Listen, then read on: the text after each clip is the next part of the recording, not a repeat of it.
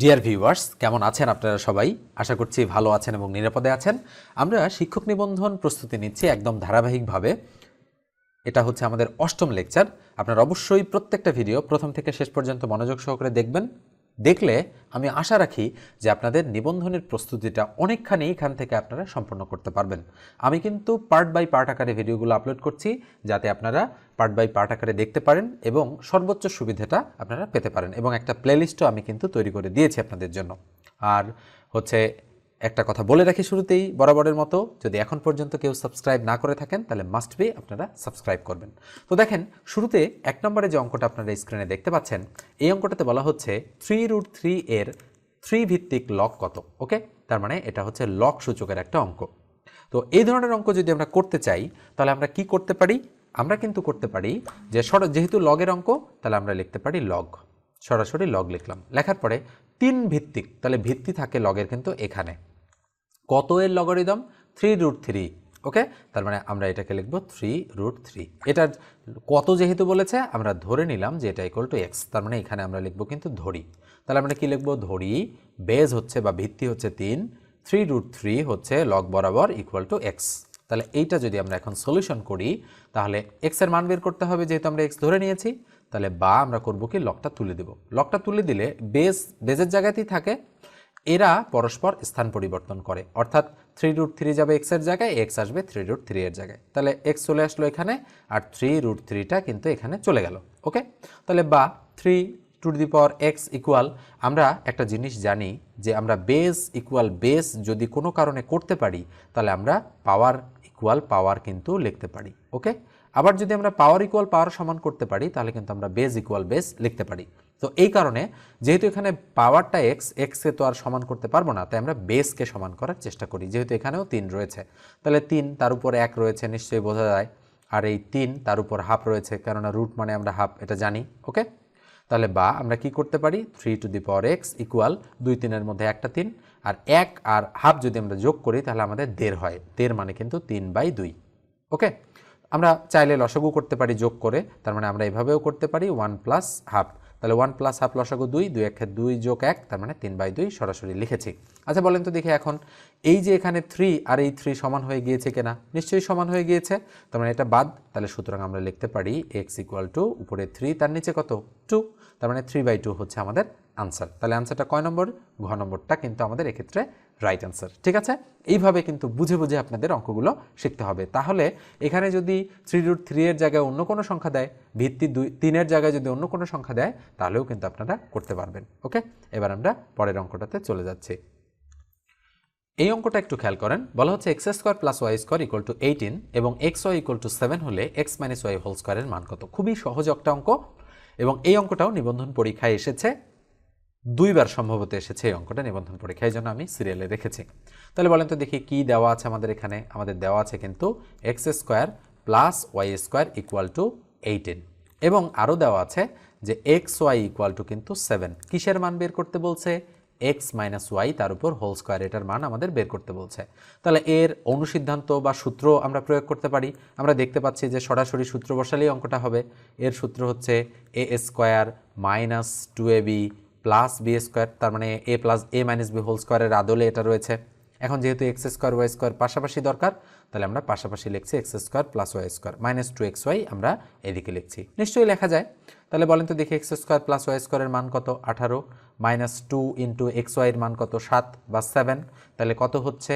18 minus 7 দুগুণ 14। তাহলে 18 থেকে 14 গেলে কত থাকে? 4, 15 16 17 18, 4 থাকে। তার মানে সঠিক উত্তর হচ্ছে আমাদের ক। ওকে, দেখেন কত সহজেই আমরা অঙ্কগুলো কিন্তু করতে পারি। 3 নম্বর অঙ্কটা দেখেন, এই অঙ্কটা কিন্তু বিভিন্ন চাকরির পরীক্ষায় বারবার আসতে দেখা যায়। ওকে, তাহলে কি দেওয়া আছে বলেন তো? এই অঙ্কটাতে আমরা লিখতে পারি যে দেওয়া আছে, আমরা সরাসরি লিখতে পারি দেওয়া আছে। বলেন তো কি দেওয়া আছে?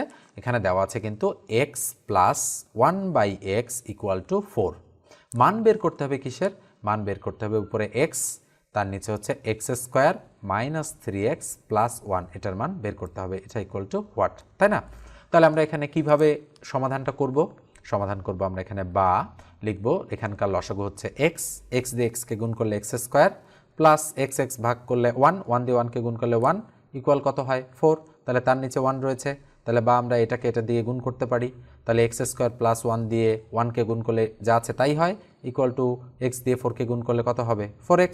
আচ্ছা বলেন তো দেখি এক্স স্কোয়ার প্লাস 1 এখানে আছে কিনা, এই যে এক্স স্কোয়ার প্লাস 1 আছে, তাহলে সুতরাং আমরা এখান থেকে সরাসরি যেতে পারি, এই এক্স স্কোয়ার প্লাস 1টা আমরা লিখলাম আর মাইনাস 3xটা একটু ডান দিকে লিখলাম, তাহলে ইকুয়াল এক্স। বলেন তো এক্স স্কোয়ার প্লাস 1 এর মান কত পেয়েছি 4x, আর মাইনাস আগে থেকে কত রয়েছে 3x।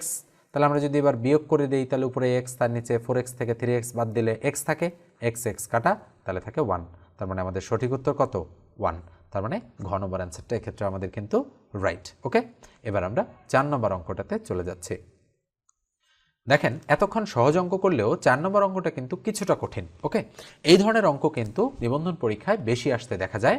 ওকে, কেননা নিবন্ধন পরীক্ষায় বীজগণিত এবং পাটিগণিতের পাশাপাশি আমাদের ত্রিকোণমিতি, পরিমিতি, ওকে, জ্যামিতি, এই ধরনের অঙ্কগুলোও কিন্তু বেশি আসে। আপনারা প্রশ্নগুলো অ্যানালিসিস করলেই কিন্তু বুঝতে পারবেন। আপনারা প্রস্তুতি নেন কিন্তু গোছালো প্রস্তুতি আপনাদের অনেক সময় কিন্তু হয় না, এই কারণে কিন্তু আপনারা নিবন্ধন পরীক্ষায় ভালো করতে পারেন না অনেক সময়। ওকে, তো খেয়াল করেন একটু কি বলা হচ্ছে, যে একটি খুঁটির দৈর্ঘ্য 20 মিটার। তার মানে আমরা ধরতে পারি যে ধরেন এটা হচ্ছে একটা খুঁটি, যার দৈর্ঘ্য কত, যার দৈর্ঘ্য হচ্ছে আমাদের 20 মিটার। ওকে, আমরা লিখলাম 20 মিটার।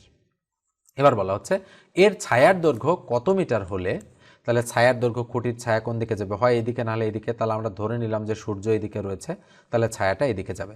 তাহলে ছায়ার দৈর্ঘ্য কত মিটার হলে, তাহলে ধরলাম ছায়ার দৈর্ঘ্য এটা হলো খুঁটিটার ছায়ার দৈর্ঘ্য। ওকে, ছায়ার দৈর্ঘ্য এটা, তাহলে ছায়ার দৈর্ঘ্যটাকে আমরা এক্স ধরলাম, কত মিটার হলে, তার মানে এক্স মিটার হলে, তাহলে এটাকে আমরা এক্স মিটার ধরে নিলাম। এক্স মিটার হলে উন্নতি কোণ 45 ডিগ্রি, তাহলে উন্নতি কোণ মানে এখান থেকে এই দিকে, অর্থাৎ উন্নতি নিচ থেকে উপরের দিকেই হয়, তাহলে উন্নতি কোণ কত ডিগ্রি হবে 45 ডিগ্রি বলা আছে। তো এই অঙ্কটা পড়ে পড়ে এইভাবে কিন্তু আপনাদের ডিসিশন নিতে হবে যে এই রকম করে আমাদের চিত্রটা অঙ্কিত বা অঙ্কন করতে হবে। আচ্ছা বলেন তো দেখি তাহলে এখান থেকে আমরা কি পেলাম, আমরা লম্ব পেলাম 20 আর ভূমি বের করতে হবে, যেটা পেলাম আমরা এক্স। তাহলে লম্ব আর ভূমি আছে, বলেন তো লম্ব বাই ভূমি মানে কোনটা, লম্ব ভাগ ভূমি, সাইন কস ট্যান কট সেক কোসেকের মধ্যে কোনটা লম্ব ভাগ ভূমি, কিন্তু ট্যান মানে, তার মানে আমরা বলতে পারি ট্যান থিটা ইকুয়াল টু লম্ব ভাগ ভূমি। এইভাবেই কিন্তু আমাদের অঙ্কগুলোকে আইডেন্টিফাই করতে হয়। ওকে, আমার একটা কিন্তু ভিডিও আছে স্পেসিফিক এই ধরনের অঙ্কগুলো নিয়েই আলোচনা করা আছে, আপনারা চাইলে সেটা দেখে আসতে পারেন। তাহলে ট্যান কত ডিগ্রি 45 ডিগ্রি, তাহলে আমরা লিখব ট্যান 45 ডিগ্রি ইকুয়াল টু লম্ব কত 20, বসালাম 20 ইন্টু ভূমি ডিভাইডেড বাই ভূমি কত এক্স, বসালাম এক্স।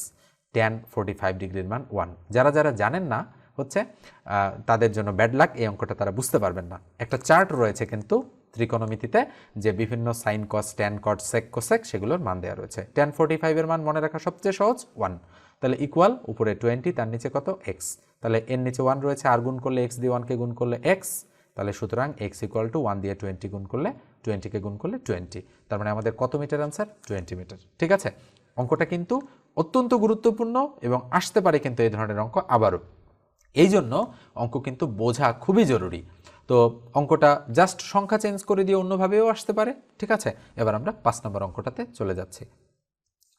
5 নম্বর অঙ্কটা দেখেন, এটাও কিন্তু জ্যামিতি থেকে একটা অঙ্ক আমি রেখেছি, যে একটি ত্রিভুজের 3টি কোণের অনুপাত 1:2 হলে ত্রিভুজের কোন ধরনের, মানে ত্রিভুজটি কোন ধরনের ত্রিভুজ, যাই হোক এখানে একটু বানান ভুল হয়েছে, আপনারা বুঝে নেবেন যে হলে ত্রিভুজটি কোন ধরনের ত্রিভুজ, সমবাহু, সমদ্বিবাহু, সমকোণী নাকি বিষমবাহু। ওকে, সমবাহু মানে কি, যার প্রত্যেকটা বাহুই সমান, সমদ্বিবাহু মানে কি, যার দুইটা বাহু সমান, সমকোণী মানে কি, যার একটা কোণ 90 ডিগ্রি, বিষমবাহু মানে কি, যার কোনো বাহুই সমান নয়। ঠিক আছে, তাহলে আমরা একটু দেখি। আমরা তো জানি যে ত্রিভুজের 3 কোণের হচ্ছে সমষ্টি 180 ডিগ্রি, নিশ্চয়ই আমরা জানি যে একটা ত্রিভুজের 3টি কোণের সমষ্টি 180 ডিগ্রি বা 2 সমকোণ।